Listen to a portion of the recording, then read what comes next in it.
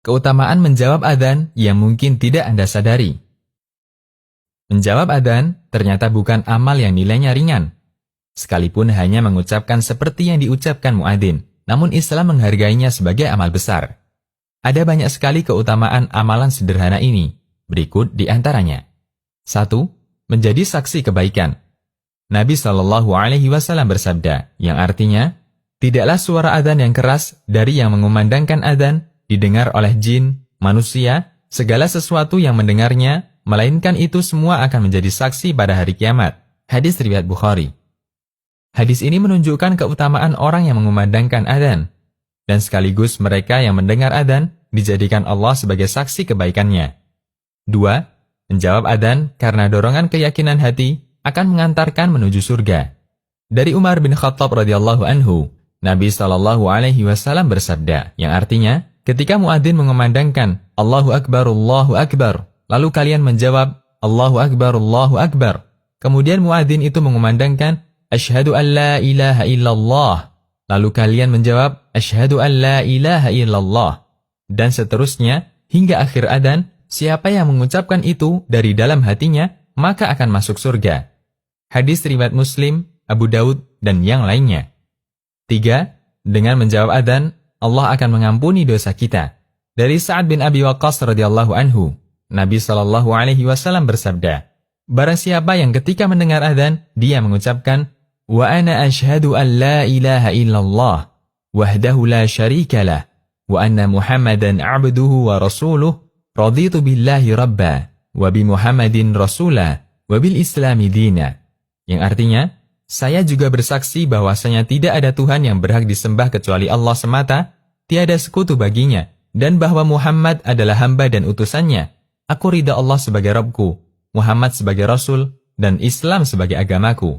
Siapa yang mengucapkan itu, maka dosa-dosanya akan diampuni. Hadis riwayat Ahmad, Muslim, dan yang lainnya. 4. Siapa yang menjawab adzan lalu membaca sholawat sekali, maka Allah akan memberinya sholawat baginya 10 kali. Dari Abdullah bin Amr bin As radhiyallahu anhuma, Nabi SAW bersabda, yang artinya, apabila kalian mendengar muadzin, jawablah adzannya, kemudian bacalah sholawat untukku. Karena orang yang membaca sholawat untukku sekali, maka Allah akan memberikan sholawat untuknya 10 kali. Hadis riwayat Muslim.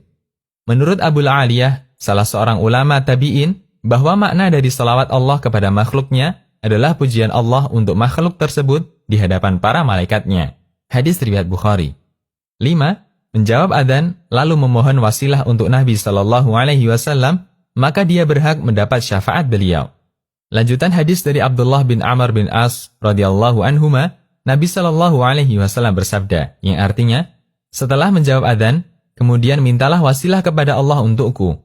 Wasilah adalah satu kedudukan di surga yang tidak akan ditempati kecuali oleh salah seorang dari para hamba Allah. Dan saya berharap sayalah yang mendudukinya.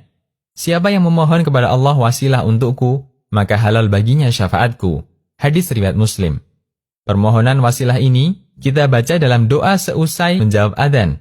Allahumma rabba hadhihi ad-da'wati tammah, as-salatil qa'imah, ati Muhammadanil wasilata wal fadilah.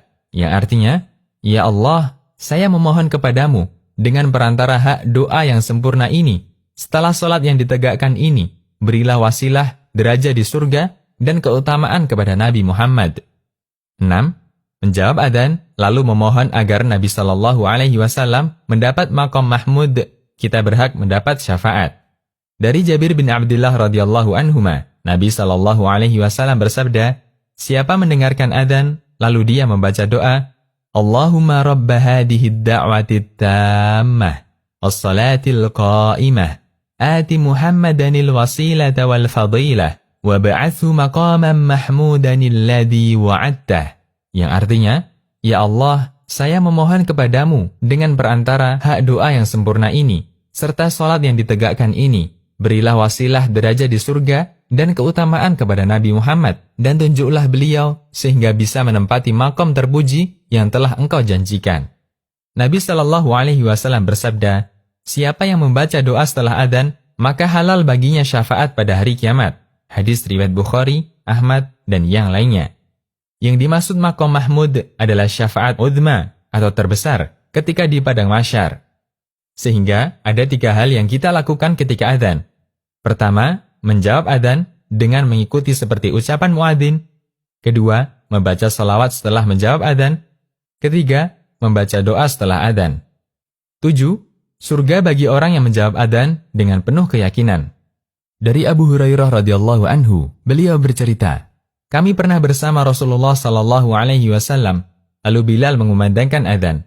Ketika beliau sudah selesai, Rasulullah sallallahu alaihi wasallam bersabda, yang artinya, siapa yang mengucapkan seperti yang dilantunkan orang ini, yaitu Bilal, dengan yakin, maka dia akan masuk surga. Hadis riwayat Ahmad, Nasai, dan disahihkan Syu'aib al-Arnaud. 8. Doa orang yang menjawab adzan mustajab.